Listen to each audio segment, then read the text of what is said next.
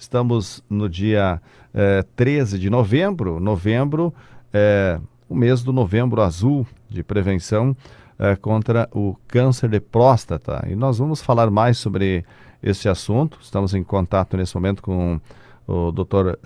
Fábio Frank, ele que é coordenador médico do CACOM, do HCI, para nos falar sobre esta situação. A importância sempre de alertar com relação às questões que envolvem o câncer de próstata. Doutor, nos fale sobre a importância, enfim, dessa prevenção, que é sempre ampliada neste mês de novembro, denominado Novembro Azul. Prazer conversar com o senhor mais uma vez aqui no Repórter na Tarde. Boa tarde, doutor Fábio Frank. Boa tarde, amigo. Boa tarde a todos os ouvintes.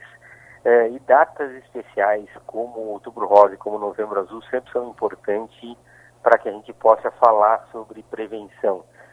Dos pilares do tratamento do câncer, nós temos o tratamento da doença avançada, os exames preventivos e com detecção precoce e a prevenção em si. Então, é importante que a gente lembre esse câncer tão comum entre os homens.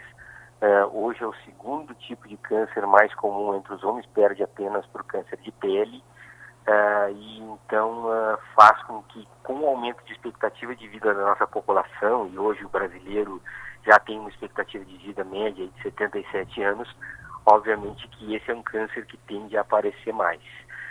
Então o importante é que se faça o exame de toque e o PSA a partir dos 45 anos, e quem tem história familiar a partir dos 40 anos de idade, anualmente, e que também que a pessoa pratique hábitos saudáveis, né? Diminuindo esses fatores de risco, como o tabagismo, o consumo de bebidas alcoólicas, o sedentarismo e o cuidado com a alimentação. Então, são dicas práticas e por vezes até meio óbvias, mas que na vida moderna hoje, de corre-corre, de falta de tempo, o que a gente vê é que as pessoas têm deixado de lado e procurado o médico, principalmente os homens, só quando a doença já está instalada e com sintomas, onde aí a cura é mais difícil e é um tratamento bem mais complexo. Então, nada mais prático do que a gente falar abertamente sobre isso e alertar os homens e lembrá-los. Muitas vezes as pessoas esquecem, né, e quando se dão conta é novembro e ouvem a campanha e aí vão procurar maneiras de fazer o seu exame e deixar o seu exame em dia. Então é um pedido. Quem não está com o seu exame ainda em dia, nós estamos em novembro, vá até, procure seu médico para fazer o exame, porque é simples e realmente ele salva vidas. O doutor, por que ele atinge, né, os homens mais nessa faixa etária que o senhor citou a partir dos 40 anos? Ele tem relação genética e também relação com o processo de envelhecimento. Então, o que a gente sabe é que dentro do processo de envelhecimento do nosso corpo, que é um processo natural, a próstata sofre, né, de uma maneira bastante frequente. E a transformação dessas células leva à formação de tumores. Então, é algo que é bastante comum. O que acelera isso? Se eu agredir o meu organismo e não cuidar bem dele. Ou seja, se eu tiver uma alimentação errada, se eu fumar, se eu consumir bebida alcoólica em excesso, e se eu não tiver uma qualidade de vida, e for uma pessoa que vive mal, e hoje isso não é muito difícil, né, pelo mundo moderno, obviamente que eu vou estar favorecendo que isso aconteça com uma chance muito maior. Então, eu diria que não existe uma maneira da gente evitar, do ponto de vista genético, mas na questão dos hábitos nós podemos interferir e reduzir muito essa chance. E se mesmo assim ela ocorrer, que a gente tenha a possibilidade de um tratamento no início, que vai nos levar a uma chance de cura de mais de 90% dos casos. Agora, quais são os principais sintomas aí com relação ao câncer de próstata, doutor? O paciente que principalmente tem dificuldade para urinar, né, que está com a diminuição do seu jato urinário. E esse é um paciente que precisa fazer uma avaliação o quanto antes. Mas o que a gente quer é detectar isso de uma maneira mais precoce. Então, no exame de toque, que é feito de rotina, né, o aparecimento de alguns nódulos, que são suspeitos, e a elevação do exame de PSA, que dentro de alguns critérios pode nos levar à suspeita e à realização da biópsia. Então, mesmo que os homens fiquem atentos para esses sintomas, é importante que a gente faça o exame independente dos sintomas, né? Que a gente busque fazer isso anualmente, porque se nós detectarmos a doença antes do aparecimento dos sintomas, a nossa chance de cura é maior. Em números, aqui no CACOM do Hospital de Caridade, como é que está essa situação? Quantos casos são registrados aí, digamos, por mês ou ano, enfim, doutor? Nós devemos aí ter uma média de 20 casos novos de câncer de próstata por mês aqui, chegando até o nosso CACOM. Então, na totalidade aí de 3 mil casos novos de câncer ano que o CACOM atende, nós teríamos aí em média também 200 a 300 casos novos de câncer de próstata por ano. Esse tratamento, de que forma que ele é feito após ser constatado já o câncer de próstata? A primeira avaliação é a possibilidade de cirurgia e a necessidade de se realizar a cirurgia, e também se usam medicamentos e a própria radioterapia. Então tudo vai depender do grau de agressividade do tumor, da extensão, né, desse tumor, se ele tem metástase ou não, e o estágio que ele for diagnosticado. Mas sempre a avaliação inicial vai ser da possibilidade da realização de cirurgia. Hoje existem técnicas de cirurgia menos agressivas, até cirurgia robótica, então isso também faz com que as sequelas, né, e o risco desse tipo de procedimento sejam menores a cada dia. Bom, com relação a essas questões todas, como o senhor frisou anteriormente, sempre é importante esta prevenção. Afora este exame, quais são as outras formas de prevenção que podem ser feitas aí pela população como um todo, quando chegar aí próximo a essa faixa etária? Nós alertamos sempre a população, isso vale para os homens e para as mulheres, que o ideal é que a partir dos 50 anos de idade se realize o primeiro exame de colonoscopia, né? Porque você precisa e você pode prevenir o aparecimento de câncer com esse exame.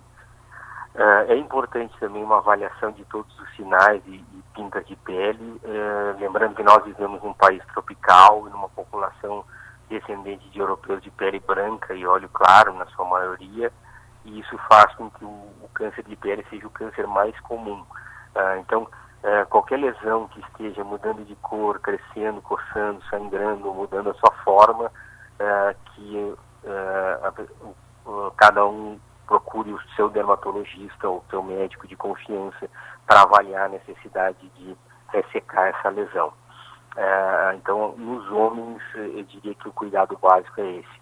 Para os homens que fumam, é interessante também a consulta com o pneumologista ou com o cirurgião torácico para fazer exames de controle. O ideal seria uma tomografia periodicamente, e claro, o ideal é não fumar, mas se não conseguir largar esse vício, que faça esse tipo de controle, e de uma maneira geral cuidados com a qualidade de vida, como eu frisei, alimentos de boa procedência, ter equilíbrio na sua alimentação, prática de esportes, evitar fumar, evitar o uso do álcool em excesso, cuidar do seu bem-estar psicológico, enfim, são maneiras de a gente manter o corpo em equilíbrio e de nós nos mantermos afastados das doenças. Bom, sobre este assunto, nesta quinta-feira, amanhã, a partir das 19h30, tem uma importante palestra aí, Novembro Azul, Desafio da Mudança, que o senhor estará proferindo no auditório do Hospital de Caridade, né? Aliás, no auditório da ACI, que é esse evento, né? Isso, e o importante é que eu vou frisar é a mudança de postura frente à vida. Uhum. Eu acho que a gente não precisa esperar que a doença apareça para nós modificarmos os nossos hábitos, né? Nós podemos mudar agora. Hoje nós não temos desculpa, a gente tem acesso a tanta informação, a tanta tecnologia, nós temos hoje uma medicina bastante avançada, então não existe desculpa para que a gente não tenha esse autocuidado. Às vezes a gente se esconde atrás da falta de tempo, mas que eu sempre coloco, que depois que uma pessoa passa por isso, duvido que ela não tenha tempo, né? Duvido que um infartado não tenha tempo de praticar exercício físico depois que passa por um infarto. Então a gente precisa realmente esperar que a doença venha para poder modificar os nossos hábitos, ou a gente pode modificar agora. E como fazer isso, né? Então a ideia é nós falarmos até do ponto de vista filosófico aí de como viver melhor. Porque na verdade é que a gente está aqui nessa vida é exatamente para isso. Aprender a viver bem, a viver melhor, a crescer e a evoluir a cada dia. Bom, o senhor tem destacado também, até em uma matéria divulgada na última semana, sobre esta questão dos os maiores riscos, aliás, a maior incidência no homem com relação aos tipos de câncer, né? Câncer de próstata, de pulmão, câncer de intestino e câncer de pele. São esses os principais que envolve, doutor? Isso, no homem sim. E na mulher, o câncer de mama, né? Que é também o mais frequente após o câncer de pele e também seguido por câncer de intestino e de colo de útero também, exatamente pelo HPV. E isso é uma coisa importante também, foi bom você ter tocado nesse assunto.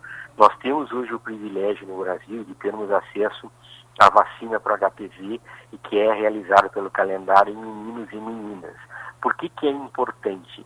Porque nós temos ainda uma altíssima incidência de câncer de colo de útero nas mulheres pelo HPV. Então, se nós erradicarmos o HPV na mulher e no homem, que é transmissor do vírus, que é uma doença sexualmente transmissível para as mulheres, nós certamente em 2 décadas não teremos mais casos de câncer de colo de útero. Existe também uma relação do HPV com câncer de garganta e até o câncer da região anal. Então, é importantíssimo que as pessoas percam esse medo da vacina. Isso foi até motivo de matéria do Dr. Drauzio Varela no último Fantástico desse domingo, e eu achei maravilhoso, assim, porque hoje nós vivemos esse surto de fake news e as vacinas sofrem um preconceito enorme com relação a isso, e o nosso índice de vacinação da população, volto a frisar, uma vacina gratuita, de qualidade e que não atinge, às vezes, 30% da população que deveria ser vacinada. Então nós estamos desperdiçando a possibilidade de prevenirmos um câncer nos nosos filhos, e a responsabilidade é dos pais. Então que os pais fiquem atentos às campanhas de vacinação que são feitas nas escolas e que sim, vacinem seu filho. São 2 vacinas que vão proteger provavelmente para o resto da vida. Tá certo. Obrigado, então, pelas informações. Dr. Fábio Frank, coordenador médico do CACOM, do Hospital de Caridade de Juí, aqui no Repórter na Tarde. Obrigado, doutor. Um abraço, boa tarde para o senhor. Obrigado, uma boa tarde a todos os ouvintes.